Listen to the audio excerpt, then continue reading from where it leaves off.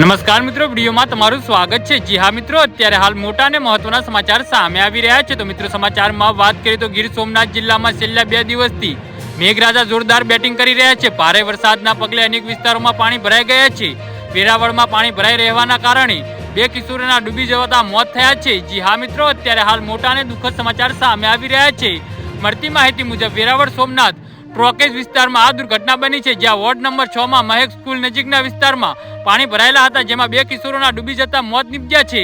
જી હા મિત્રો, આ ઘટનાની જાણ થતા તરત જ ફાયર બ્રિગેડની ટીમ ઘટના સ્થળે પહોંચી હતી અને બંને કિશોરોને ફાયર વિભાગે બહાર કાઢ્યા હતા અને બંને કિશોરોને વેરાવળની સિવિલ હોસ્પિટલમાં ખસેડાયા હતા। ત્યાં ફરજ પરના હાજર તબીબો દ્વારા કિશોરોને મૃત જાહેર કરવામાં આવ્યા હતા। જી હા મિત્રો, અત્યારે હાલ મોટા અને દુઃખદ સમાચાર સામે આવી રહ્યા છે। ગયા વર્ષે આ જ રીતે પાણીમાં ડૂબી જવાથી 2 લોકોના મોત થયા હતા અને આ વખતે 2 માસૂમ લોકોના જીવ ગયા છે। જી હા મિત્રો, તો આના વિશે તમારું શું કહેવું છે તો નીચે મારી કમેન્ટ બોક્સમાં જરૂરથી જણાવજો અને અમારી યુટ્યુબ ચેનલને સબસ્ક્રાઇબ કરવાનું ભૂલતા નહીં। વિડીયો પૂરો જોવા બદલ તમારો ખૂબ ખૂબ આભાર।